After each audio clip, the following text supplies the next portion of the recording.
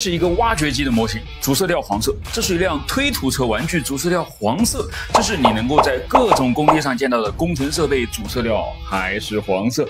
为什么这些工程设备和工程车辆都是黄色的呢？今天我们就回到过去，追溯他们开始的起点，试图解释其中的原因。其实，在工程设备的早期阶段制造商并没有对这些大家伙使用统一的颜色，各种颜色，包括红色、绿色、灰色，都会被涂在他们的身上。像黄色的统一转变开始于20世纪30年代和40年代，卡特彼勒就是大写的 CAT， 常常被认为是这一时期推广黄色工程机械的公司之一了。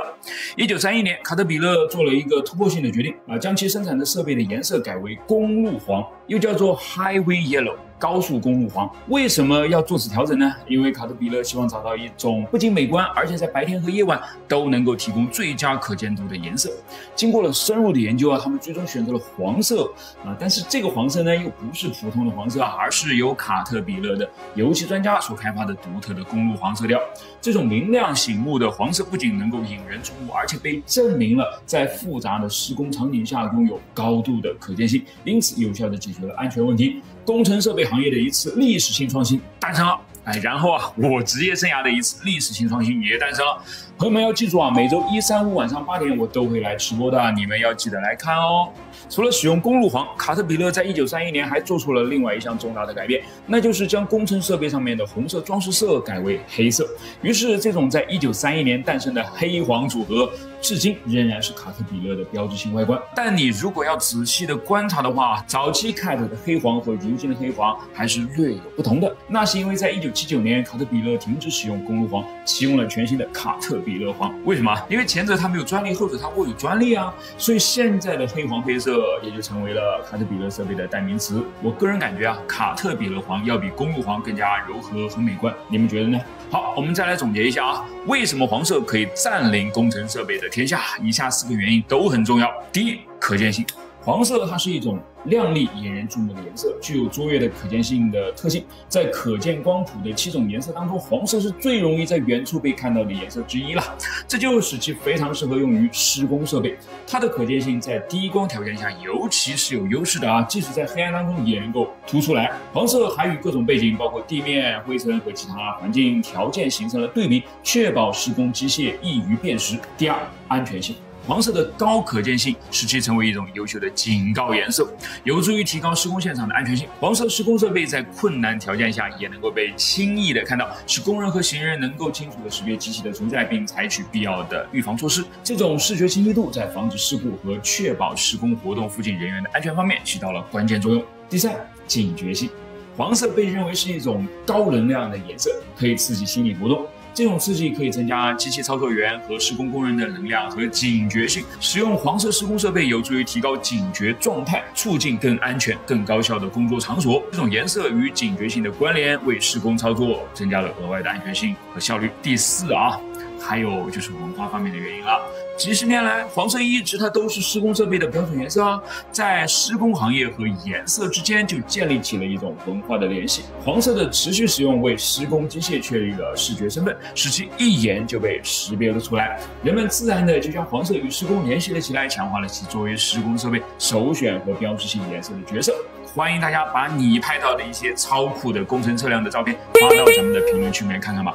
如果有那种不是这样的传统的黄色的照片，那就更好了，赶紧我发现你们真的是很喜欢大脑被知识冲刷的感觉。那今天我们就继续学习一下无线电波到底是怎么传输视频的。老是有人不相信阿波罗登月年代的技术能够用无线电把直播画面给发送回地球，但各位你们要明白无线电通信的起点实际上已经追溯到1895年了。你说一项技术又发展了半个多世纪，中间还经历了2次世界大战的催化，它能够完成这一点点的工作有啥难的呢？下面就请半号小板凳共同听好了。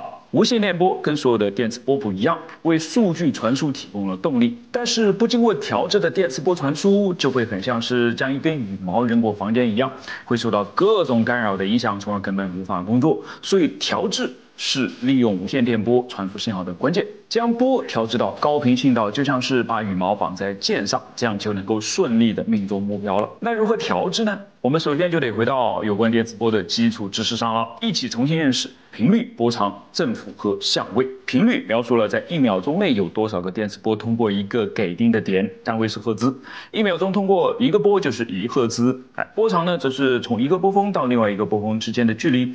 而振幅描述的是从静止位置到波峰顶部或波谷底部的最大距离。相位则描述了两个具有相同频率和波长的波，其波峰和波谷之间的位置关系。如果两个信号的峰谷在同一时间对齐，那么它们就是同向的在重温了这些知识之后呢，我们就可以讨论调制了。调制会使用高频波作为载波信号，然后再根据需要发送的消息信号来改变该无线电波的某一个属性。通常情况下，主要采用2种调制方式：幅度调制，即我们所说的调幅 AM， 和频率调制，即调频 FM。AM 调制在保持电磁波频率不变的情况下，通过改变其振幅来传输信息。你可以把它想象成是用不同的音量来说话，有时大声，有时小声。而 FM 调制则是在保持振幅不变的情况下，通过改变波的频率来传输信息。同样，你可以把它想象成在说话时不断的去调整说话的速度，有的时候快，有的时候慢。在调制好无线电波之后呢，就可以对外广播了。接收方通过听线捕捉到这些波之后，再解调一下，就能够把它们恢复成原始信号了，是不是很简单啊？对了，抱歉啊，我好像忘了说电视画面在一开始到底是怎么变成波的，那我就来补充一下啊。就拿阿波罗的电视直播来举例，在调制之前还有2步：信号生成和信号编码。摄像机会将拍摄到的图像转换为模拟的视频信号，这个信号包含亮度信息 Y 和色度信息 C。亮度信号表示图像的明暗程度，而色度信号表示图像的颜色信息。当然，在阿波罗的例子里面，电视画面是黑白的，于是就只需要记录每个像素的亮度信息，而无需记录颜色信息了。除了画面，麦克风也会将声音转换为模拟电磁信号。接着就要对信息进行编码了。由于地月之间距离38万公里，带宽也是非常有限的，于是阿波罗任务使用了低分辨率和低帧率的电视信号，即320扫描线和每秒10帧。来减少数据量，便于传输。这是一种被称之为 SSTV 慢扫描电视的技术。在 SSTV 中，图像被分成扫描线，每条扫描线对应1行像素。SSTV 系统将图像的每条扫描线逐行编码，生成相应的信号。它常用的调制方式是调频 FM， 将每一个像素的亮度值转换为相应的音频信号。通常黑色像素对应的频率最低为1200赫兹，白色像素对应的频率最高为2300赫兹，灰度像素呢就在它们之间。调制后的音频信号通过登月舱上面的高增益天线发射到了地球，被位于澳大利亚帕克斯天文台的大型抛物面天线接收。类似这样的接收站呢，就是为了捕捉极其微弱的信号而存在的。它们连来自宇宙深处的信号都能够收得到，所以真的不用担心来自月球的信号收得到收不到了。然后地面站的解调器将接收的音频信号转换回图像信号。由于信号是 SSTV 格式，解调过程就包括将音频频率转换回像素的亮度值并逐行重建图像。最后呢，重建之后的图像信号被转换为标准的电视格式，比如 PAL 或者 NTSC， 就能够在普通的电视机上面播放了。怎么样？你们学会了吗？当然没有学会也不要紧啊，反正我们的目的也只是冲刷大脑而已。那大脑冲刷完毕，我们也得冲刷一下耳朵吧。赫格塔雷 BK 音响，蓝牙连接，内置锂电，连续听它20个小时没有压力，外观时尚，音质卓越，摩雷的表现一直都很惊艳，我愿称它为是移动的音乐厅。在好音箱里面，它超便携；在便携音箱里面，它超高音质。点开咱们左下角的链接，它就是属于你的啦。鼻屎这个东西啊，有人觉得很恶心，有人却觉得很好吃，所以鼻屎吃起来真的安全吗？答案是安全。来看这本书上面的解答：如果你的鼻子历尽千辛才创造了一块小零食，最好呢就不要再打听它的营养成分了，好吗？没错啊，它很安全。小零食，哎呀，这本书居然叫鼻屎为小零食，天哪，这真的是我这段时间以来听过的最有意思的事情了。类似这样的充满幽默却盎然的文字和漫画，在这本书凯的解剖学里面呢比比皆是。凯原本是一名医生，后来意外成为了畅销书作家，于是干脆就将这个新的身份继续玩下去了。他是英国人，所以这十分合理的解释了为什么书里面的内容充满了英式的小幽默啊。来看这幅漫画。青春期的额头上长了3颗痘痘，一边是照着镜子愁眉不展的姑娘，而另一边呢，则是斑点狗满是同情的目光。可她想的是，哎呦，小可怜，只有3颗斑点。看过之后，你会不会也会会心一笑呢？身体可以说是我们所拥有的一切，没有它，咱们就啥都没有了。但是你真的有仔细的思考过自己的身体吗？有认真的了解过自己的身体吗？大概是没有啊。为什么呢？因为曾经那些能够让你了解身体的书籍都太严肃了吗？我可不想自己吓自己啊。但是这本书呢，由专业医生写出来和画出来的书就完全不一样了啊，内容还是那么的硬核，从皮肤、心脏、血液一路讲到骨骼、肌肉和生殖。可是看起来嘛，却像是在看爆笑的英剧，仿佛憨豆先生上了身，每一幕他都在用夸张的肢体语言在给你诠释一样，不知不觉一路就这么看完了，真的是受益匪浅啊。接下来呢，你就可以跟别人吹牛了。你知道吗？时至今日，医生们还在用水蛭来给病人治病呢。你知道吗？有人在给你的大脑动手术的时候呢，也不会影响你继续刷抖音。你还知道吗？我们的眼睛实际上看到的画面是上下颠倒的。怎么样？如此好玩的书，你还不赶紧下单买回去翻翻吗？飞机上面的螺旋桨既可以在前面，也可以在后面。那船上的螺旋桨怎么就只能在后面了呢？抱歉啊，这艘集装箱货轮没有螺旋桨，比例实在是太小了，就在3D 模型里面把它给省略了。那就看这个吧。Q 版的泰坦尼克。总之你会发现船上的螺旋桨呢都是在后面的。为什么？要是我非要把螺旋桨装在船头上，会发生什么呢？我们来讨论一下。首先船在水里面跑，2样东西很重要：螺旋桨和船舵。螺旋桨提供推力，船舵则提供转向等操纵性。它俩呢必须要密切配合，才能够使船正常运行。而配合的方式几乎只有一种那就是船舵一定要在螺旋桨的后面，因为只有这样，船舵才有效率可言。船舵通过偏转流经它的水流来提供转向力，于是它的效率呢就完全取决于水流的大小了。当螺旋桨在船舵的前方时呢，即使一开始船只在水中移动的速度很慢，也能够为船舵带来比周围流速大得多的水流，从而提供足够的效率。而当船速起来之后，船舵的效率只会越来越高，因为不管怎么样得益于其正前方的螺旋桨，它所获得的水流速度呢，总是比船体周围自然流动的水流来得要更大。好，我明白了，螺旋桨必须要在船舵的前面，但这就意味着必须要把这哥俩的组合放在船尾吗？把它俩一起像这样放在船头，怎么就不行了呢？确实是不行因为在船尾被船舵偏转的水流是不会受到阻挡的，它出了多少力就能够用上多少力。但是如果这事儿发生在船头呢，被船舵偏转的水流会马上撞上后面的船身，不仅降低了转向的效率，还因为撞出了涡流，使船只向前运动的效率也下降了。双输的结果谁愿意看到嘛？所以既然船尾才是放置船舵的最佳位置，那自然螺旋桨就跟着一起到后面去了。这个结果呢，螺旋桨自身也是毫无怨言的，因为从它的角度出发也是放在船尾会更好嘛。原因有以下几点：第一，放船尾效率更高。本质上螺旋桨的工作原理就是向后方推动水流，利用其产生的反重力来将船只往前推。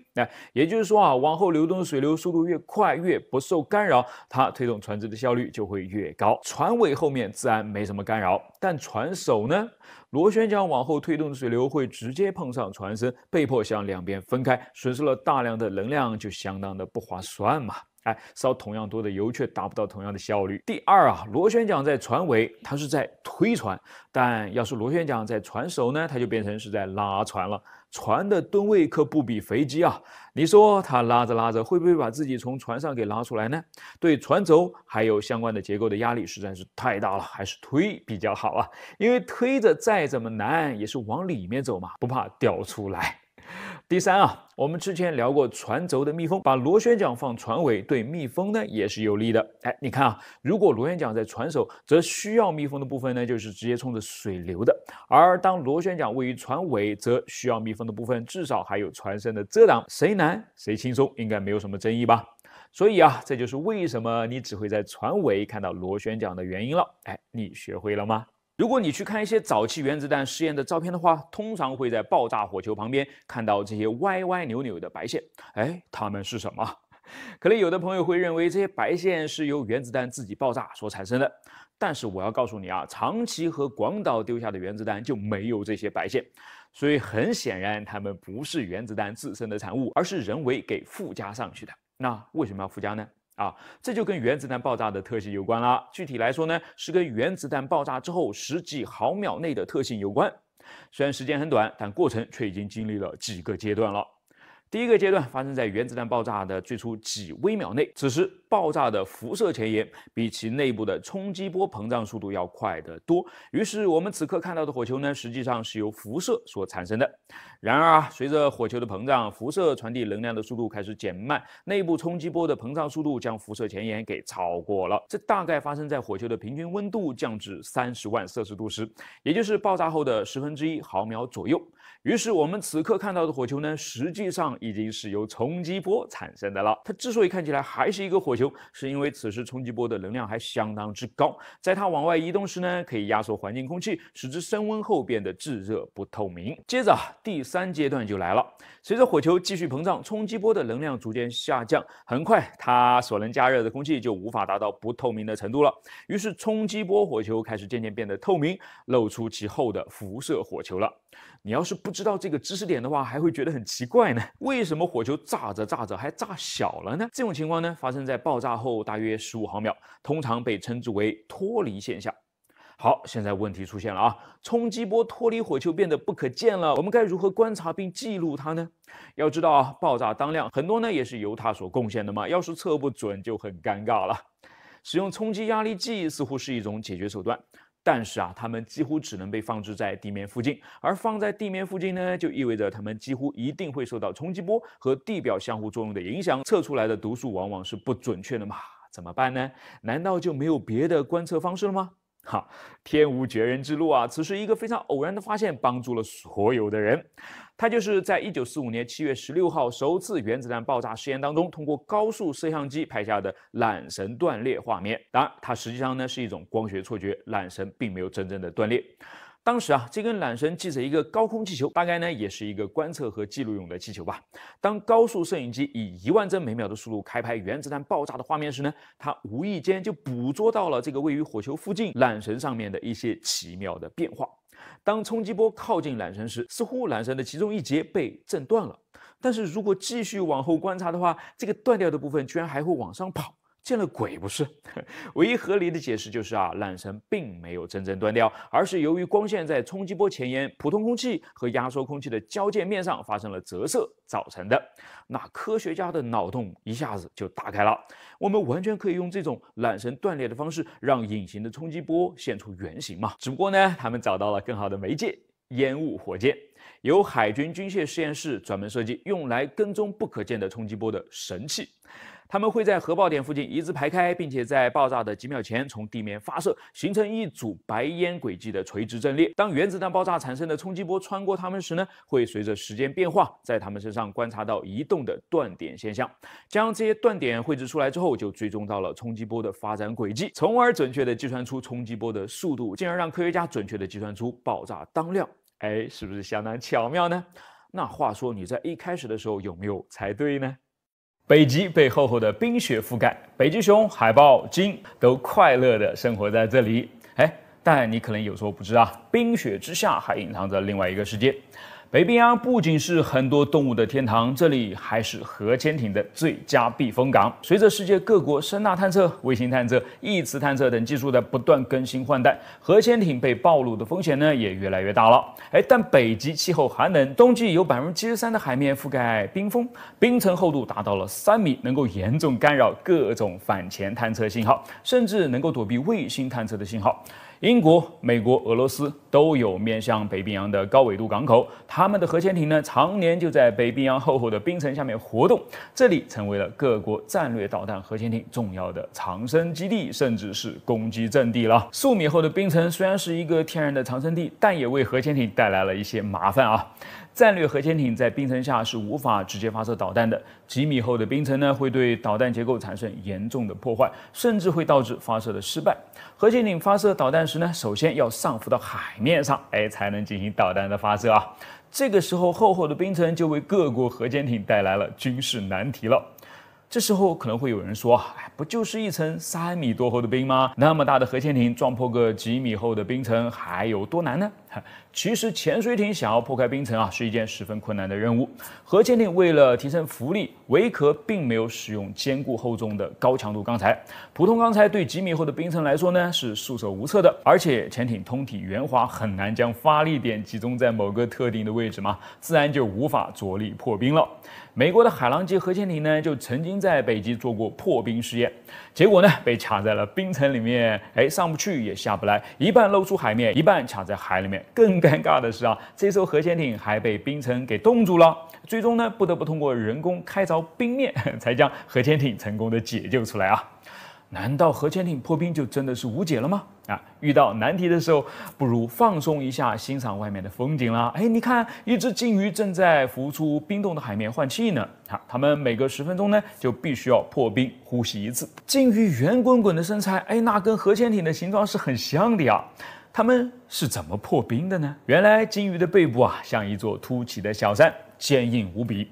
当鲸鱼上浮的时候呢，就会产生巨大的上浮压力，这个时候鲸鱼背就会像一把锋利的利刃一样插入厚厚的冰层，使其破裂了，让鲸鱼能够顺利上浮到海面上来。这就是鲸背效应。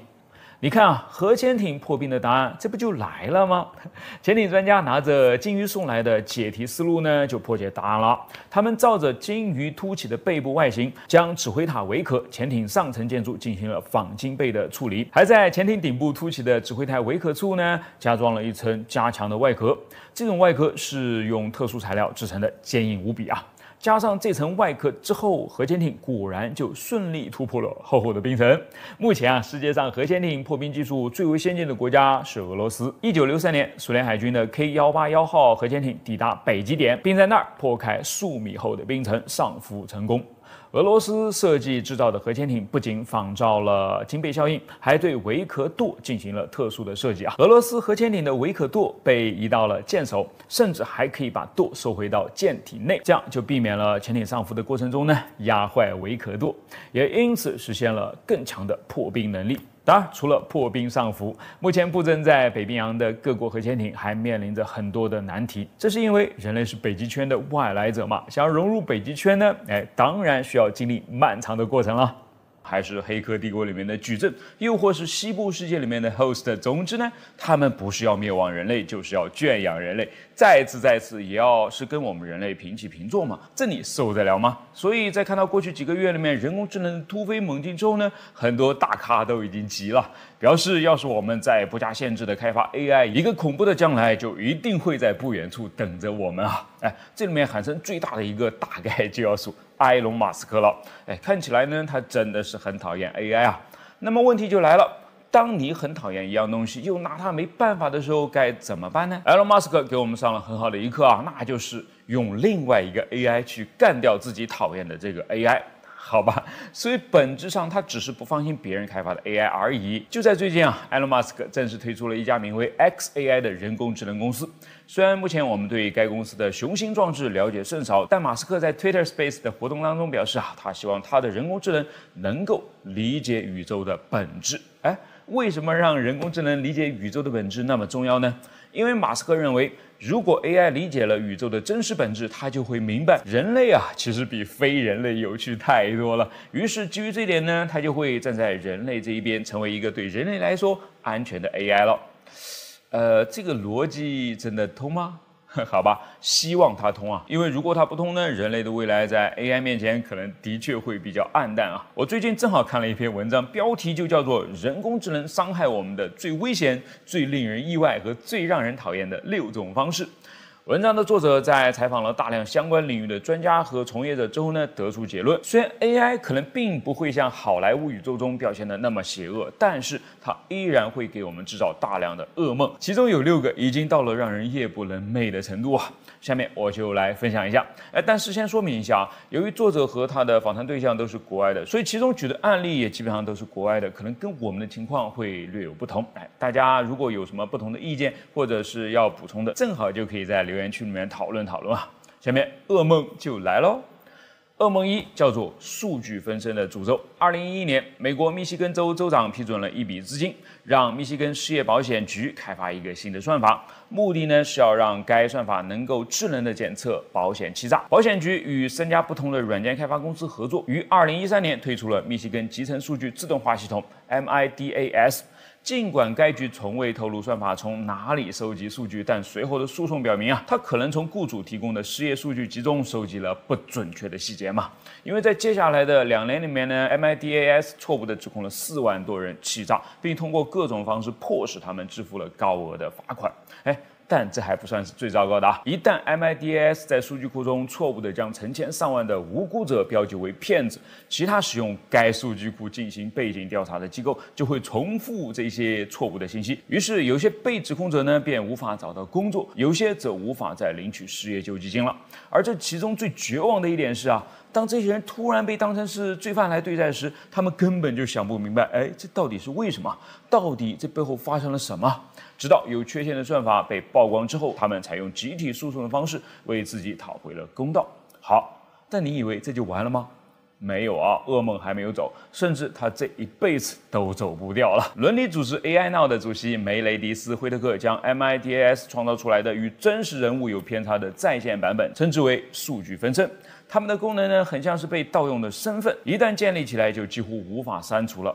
因为我们的很多数据呢，都是被重新打包并出售给第三方了，所以一个由人工智能创造出来的数据分身可能会从你的保险记录里面消失，但又会出现在你的银行记录、学校记录或者是工作背景调查当中。由于许多数据库呢是集中式的，所以一个数据分身可能会在你的一生中跟随你许多年这个噩梦它叫做万岁随机鹦鹉。鹦鹉学舌我们都知道，要是训练得好，你完全就可以跟一只鹦鹉展开看似正常的对话嘛。它可以跟你问好，它可以跟你打招呼，甚至呢，它还可以跟你对骂上几句。尽管它可能根本就不知道这些语言背后的含义。对比一下 GPT 之所以厉害，之所以他说的话看起来像是人说的，不就是因为我们用了大量的人类语言去训练它的结果吗？但是他真的就明白这些语言背后的真实含义吗？不见得嘛。华盛顿大学社会未来实验室的负责人艾米张就说他最担心的就是 AI 胡说八道的倾向了。很多通过 ChatGPT 或者是其他类似的能够写出大段句子，甚至是整篇文章的 AI 说出来的东西呢，乍听起来非常的合理但你仔细一想就会发现错的那是相当离谱他举了一个例子在一次科学作者 Gary 马库斯与 ChatGPT 的对话当中呢，后者就建议到将瓷器粉末加入到母乳当中是有好处的，因为瓷器粉可以帮助平衡母乳的营养成分，为婴儿提供生长和发育所需要的营养，是不是相当的荒谬研究人员称这种现象为随机鹦鹉问题。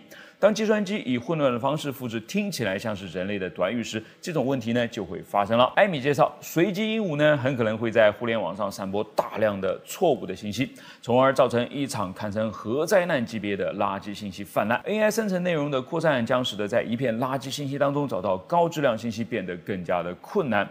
最终，我们必然面临一个完全被随机鹦鹉信息取代了人类生成文字的世界。到那个时候，除了垃圾，你说还剩什么呢？随机鹦鹉真的是万岁了。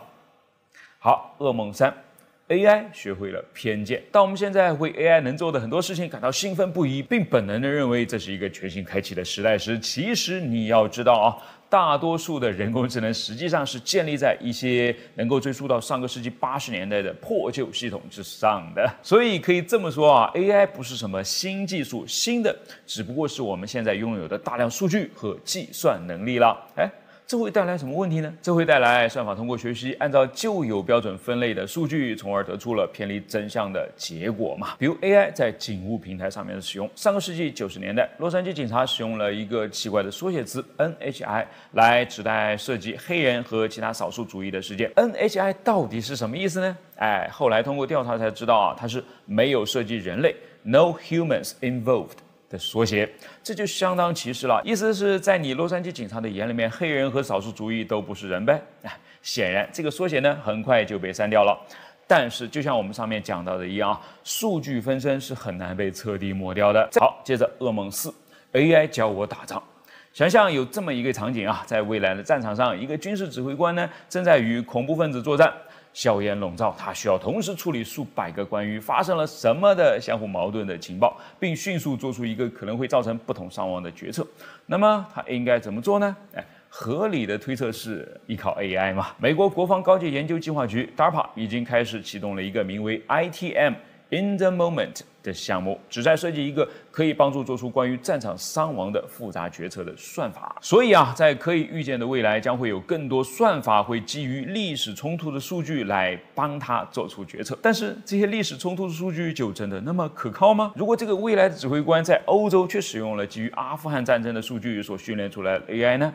你想在阿富汗作战的方式，它也许并不适合放在欧洲嘛。那么这样的 AI 所做出来的决策就势必会产生偏差了。最惨的，你即使知道这个偏差，也很难去修正嘛，因为它本质上呢是个黑箱问题。对于构成我们算法基础的神经网络，我们可以看到的只有数据的输入和输出，而并不知道里面到底发生了什么。比如我们现在在训练 AI 下棋时，就会发生这种情况了。AI 赢了，是因为它想出了人类在数千年的下棋过程中从未想象过的棋步。可它为什么能够这么想？它在想的过程中加入了什么，放弃了什么？这么做会带来其他后果吗？等等这些我们是既看不到也无法理解。这就带来了很多巨大的风险嘛。比如在未来的某个时刻，当作战指挥官问一队由 AI 控制的无人机下一步该怎么做时，他们很可能会制定出一种对指挥官而言毫无意义的决策嘛，轰炸所有戴着黄色帽子的人。这听上去很荒谬，对吧？但是指挥官还是不得不相信他嘛，因为他是通过对情报的大量分析后才得出的这一判断：恐怖分子都在暗中编织黄色的帽子。但是万一他是犯了一个错，把织毛线帽的无辜大妈标记成了恐怖分子呢？指挥官在做出决定之前是根本不会知道的，而当他知道的时候，一切都已经太晚了。噩梦5，你的大脑植入物不会让你顶嘴的。最终我们一定是会邀请算法进入我们的身体的。多伦多大学的研究人员已经设计了可以植入到人脑当中的增强型 AI 芯片，帮助罹患帕金森病的患者。当然，我们还有其他的脑植入物，可以帮助瘫痪的人用意念控制鼠标和键盘。听起来很安全，对吧？但是等到心电感应用想一想就能给其他人发送信息成真的时候，情况就会发生变化了。由于像微软这样的公司会为文本加上预测算法，通过该算法来帮助你更快地完成你想要的句子。可它在另一方面呢，也既能阻止你讲脏话，还能改变你可能想要讲的话。也许在一个不那么光明的未来，它会阻止你批评某个公司或者是组织，甚至连一个有点创造性的提议都不会让你说得出来嘛。好，最后是噩梦6，跨越了维度的麻烦。在咱们之前的噩梦2里面，随机鹦鹉还只存在于你的浏览器当中。但是当它跨出网络开始控制你的汽车时，会发生什么呢？这个就是华盛顿大学法学教授瑞安·卡罗最关心的问题了。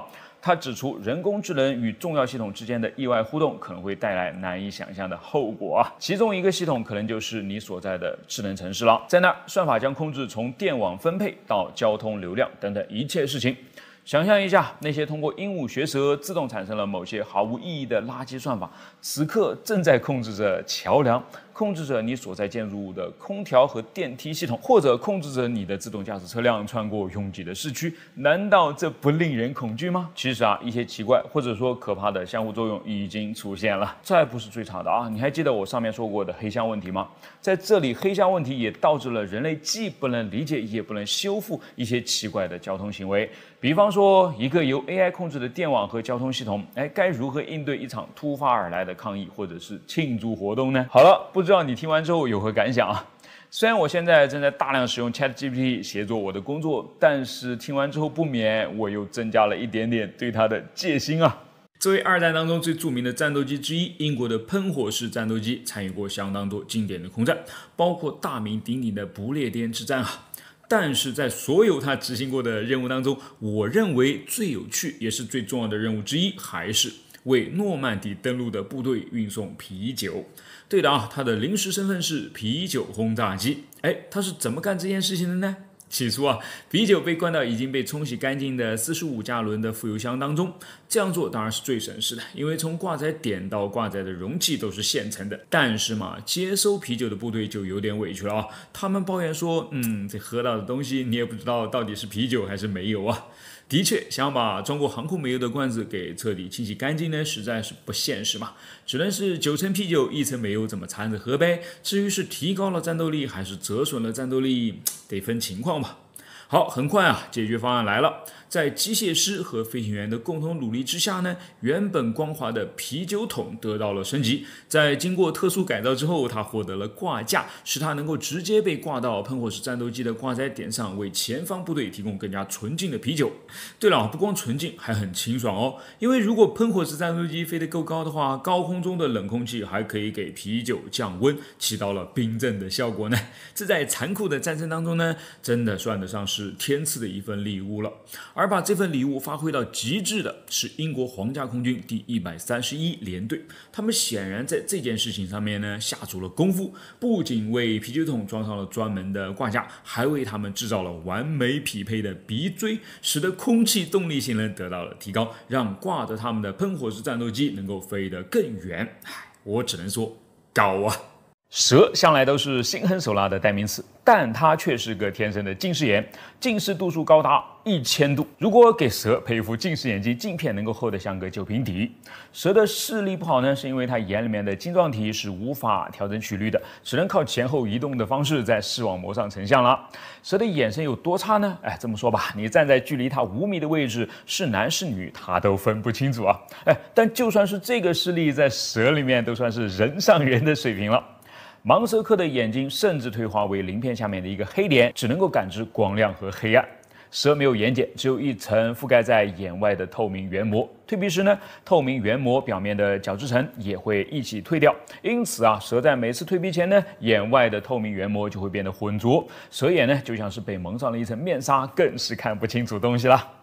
蛇还没有外耳和鼓膜，所以无法接受空气传导的声波，也就是说啊，蛇还听不到任何的声音。但是几乎没有视觉和听觉的蛇，在捕捉猎物时，为什么就丝毫不影响它的稳准狠呢？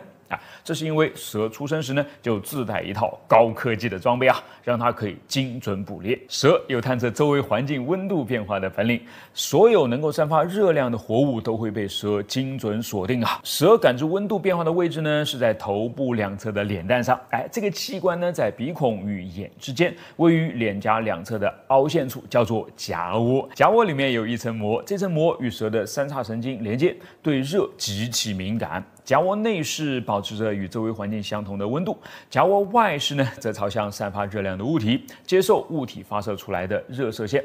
当有猎物靠近时，颊窝膜两侧的温度出现了温差，在膜上就形成了一个温差电动势，通过神经传导到中枢，给蛇送达猎物出现的信号。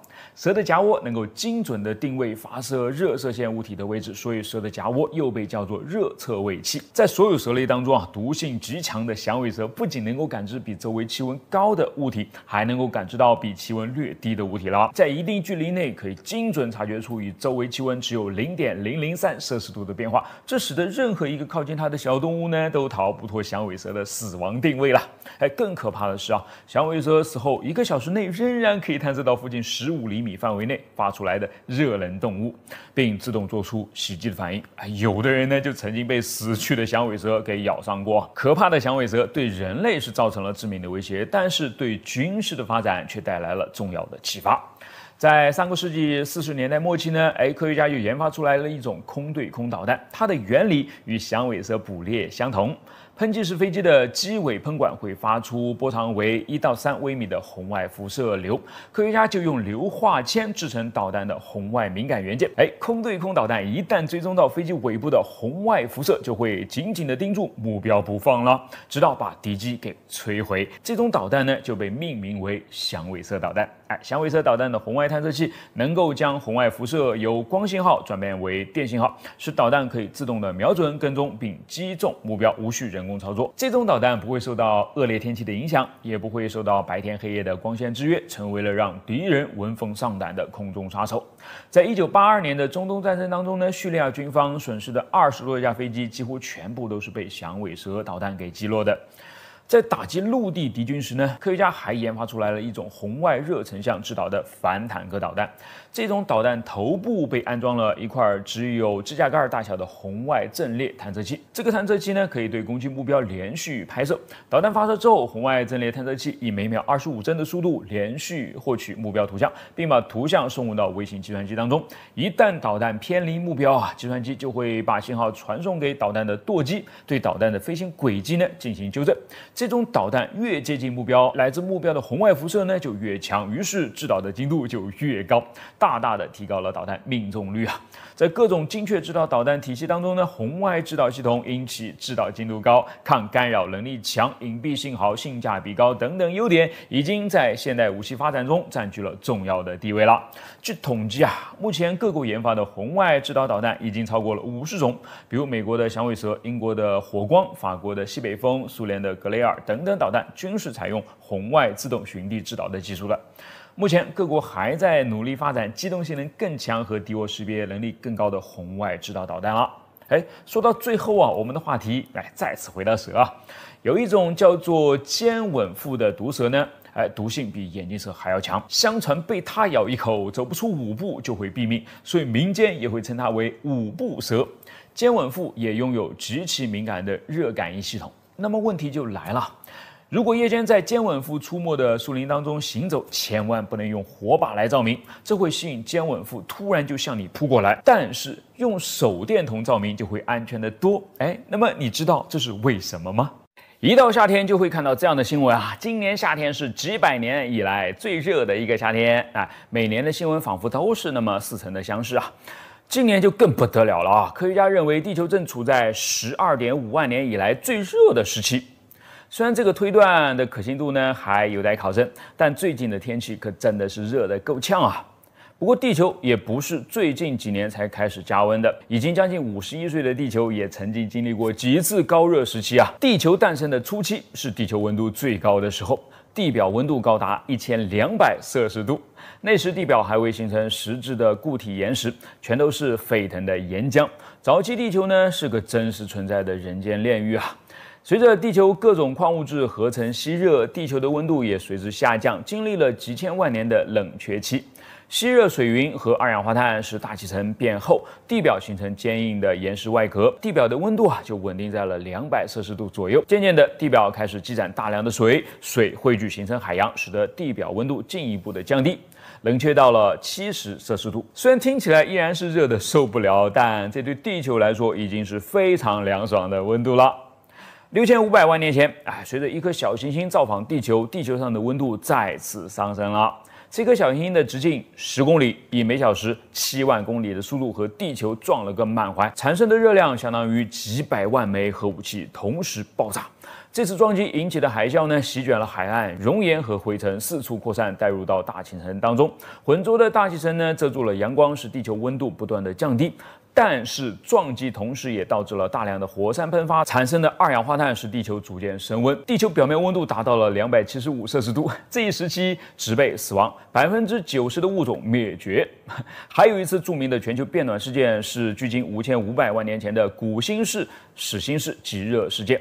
在恐龙灭绝的1000万年以后呢，地球温度又一次经历了一波恐怖上涨，即使是在北极、南极，平均气温都是在16摄氏度以上南北极地永久冰川融化，丰富的降水使蕨类植物和亚热带森林生长得郁郁葱葱。科学家对那一时期的化石进行了研究，发现短吻鳄跑去北极附近的沼泽中定居了，亚热带森林扩展至北纬地区，大部分深海生物灭绝，陆地动物减少，并向北迁移到气候较冷的地区繁衍生息。在地球的这次高热期呢，还孕育了体长14米的泰坦巨鳄。通过计算，古新氏始新世的极热事件期间，大气中的二氧化碳浓度从100万分之800增加到了100万分之2000以上。因此，在这一次热事件成因的推测当中呢，大量的碳排放导致地球急速变暖，成为了主要的猜想。据推测，大气中的二氧化碳来自于火山喷发，释放的二氧化碳总量呢，相当于把如今全球储存的所有煤、石油和天然气全部都烧光的总和。这场古新氏始新世的极热事件历时15万年，直到多余的二氧化碳重新被吸收，才得以告终在最近几千年，地表温度上升了5到10摄氏度，现在的温度已经接近3000万年前上新世的温度了。这可是能够让大量物种灭绝的温度啊！未来地球还会经历多少次极热极寒的事件，我们现在不得而知。唯一能够做的是好好保护我们的地球吧，毕竟这是我们目前唯一生存的家园了。波音747拥有一个非常标志性的驼峰造型，而且到了后期，这个驼峰还越变越长。所以它增加驼峰只是为了增加新的一层甲板，然后增加更多的载客量吗？并不是啊。747的驼峰是为它日后转型所提前考虑的。早在747还在设计的时候呢，人们的兴奋点就已经开始转移到 SST 超音速客机上面了，比如协和式客机。所以波音公司当时就认为一趟从纽约到巴黎还要飞上9个小时的亚音速飞机呢，必将很快遭到市场的淘汰。那到了那个时候，自己的747还能干点什么呢？货运飞机还是有需求的嘛，于是他们就按照这个思路提前规划了747，要让它既能载客也能够载货，即便到时候因为乘客而停飞，还能够为货物而继续服务嘛。但是要载货呢，就得要易于装载才行嘛。显然把大门开在机头就显得非常合理了。只有一个问题机头也是你想要放置驾驶舱的地方嘛，现在你要把它摆在哪儿呢？工程师说咱把它放在第2层的甲板上吧，就位于货物区域的上方。好了，于是747呢就有了驼峰了。这是阿波罗飞船的返回舱。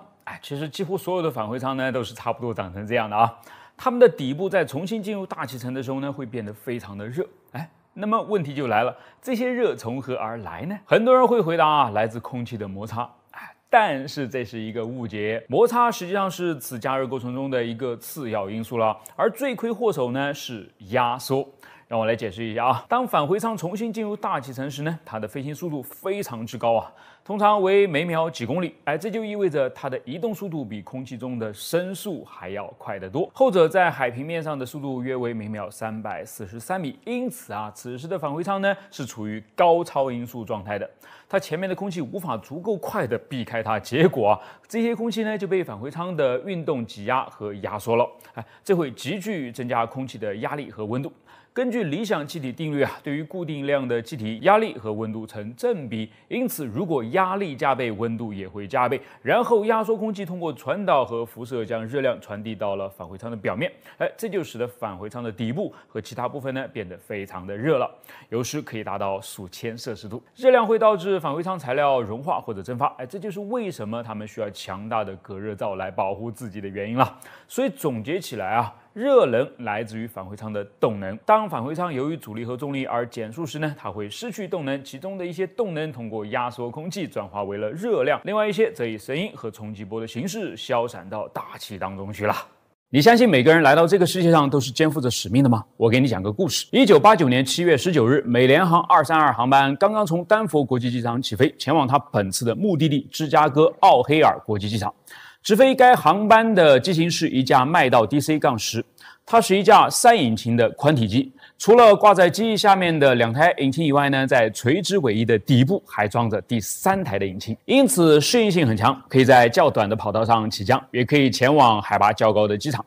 但是这些都不是故事的重点，重点是上天专门为这一趟航班安排了一个人，他的名字叫做丹尼斯·菲奇。他是一名飞行员，但是在这一趟航班上呢，他只是一个普普通通的乘客。菲奇这个人有什么特殊的地方？有，他对一件事情特别的痴迷，可以说是痴迷到了癫狂的程度，那就是研究日航123空难。我们都知道日航123空难吧？1985年8月12日，一架波音747在飞行的过程中，垂直尾翼突然脱落，导致整架飞机上面的液压系统完全丧失，飞行控制系统就因此而失效了。尽管机组人员努力想要尝试去稳定飞机，但它还是在32分钟之后坠毁了。机上一共有524个人，几乎无人生还被称之为是航空史上最致命的单机事故。好，事后各方都在积极的去调查并解决问题，以避免未来再次重蹈覆辙。但除了这些官方呢，还有一些个人也将自己的大量精力扑了进去。比方说丹尼斯·菲奇，他本来就对各种航空事故非常着迷，更别说日航这次这么大的空难了。在仔细研究之后，他做出了一个决定，想要看看自己能否去驾驶这架注定会要坠毁的飞机。于是他就开始花大量的时间在模拟机上实操，去尝试各种各样的方法，就是为了完成心目当中那个几乎不可能完成的任务。好，时间回到1989年的7月19日，地点回到正在空中11000米的麦道 DC-10上。谁能够想得到有一天他所乘坐的飞机居然遇到了跟日航123一模一样的状况，机尾发动机的风扇突然就发生了爆炸，在脱离飞机的过程当中呢，就撕裂了全部的液压系统管路，于是所有的控制面失效了。哇塞，你说怎么可能就有这么巧的事情呢？难道飞奇每日不懈的训练就是为了等待这一天吗？他冲进驾驶舱跟机组人员一起，通过他丰富的模拟经验，利用油门艰难地将飞机维持在稳定状态，直到迫降。最终232航班还是坠毁了，但是在与地面撞击之后，机上296人当中，居然有高达184人幸运地活了下来，这简直就是个奇迹啊！而创造这个奇迹的就是丹尼斯·菲奇，就是一个永远做好了充分准备的人。所以你的使命是什么呢？如何快速干爆一辆汽车？电影当中是这么教我们的：对着他的油箱开一枪。可奇怪的是，二战拯救了自己的队友与飞机。由于在这次任务当中出色的表现，阿鲁斯被授予杰出飞行十字勋章。你以为故事就这么完了吗？